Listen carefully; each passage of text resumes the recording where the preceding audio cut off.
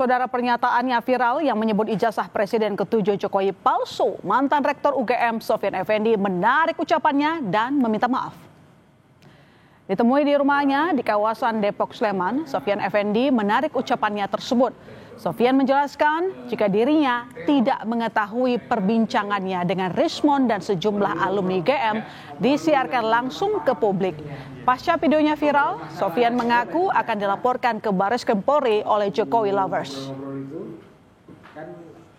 Akan menjaga harkat, karena saya sebenarnya tidak menyangka itu live streaming di YouTube itu disebarkan secara luas. Kalau itu pembicaraan antara sama UGM sih oke. Merasa terjebak nggak Pak Sofyan? Nggak dijebak, tapi kalau di frame oleh ada di framing omongan saya itu mungkin. Tapi saya nggak sadar kan. Pencinta Jokowi Lovers itu melalui ketuanya menyatakan akan mensuruh saya karena pernyataan di live streaming itu.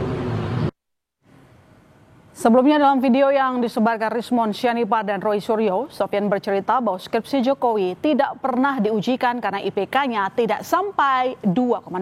Hingga UGM tidak pernah mengeluarkan ijazah Jokowi. Sehingga Jokowi hanya disebut sarjana muda.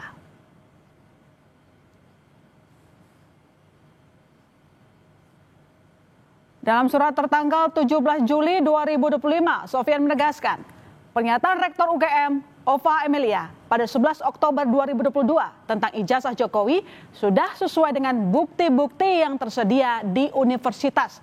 Sehubungan dengan itu, saya menarik semua pernyataan saya di dalam video tersebut dan memohon agar wawancara dalam kanal YouTube tersebut ditarik dari peredaran. Saya mohon maaf setulus-tulusnya kepada semua pihak yang saya sebutkan pada wawancara tersebut.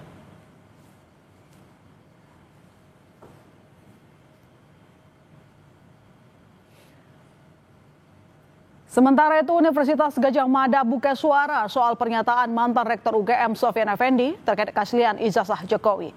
Wakil Rektor UGM Aris Sujito mengatakan, UGM sebagai institusi pendidikan sudah menjelaskan secara proporsional terkait ijazah Jokowi.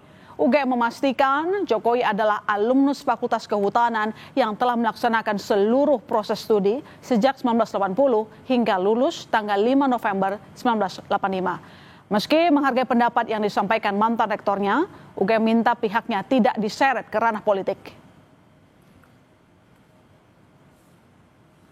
Saya kira UGM itu sebagai institusi akademik dan dia sudah menjelaskan secara proporsional. Dan apa yang kita lakukan selama ini adalah bagian dari tanggung jawab akademik. Dan itu proporsional.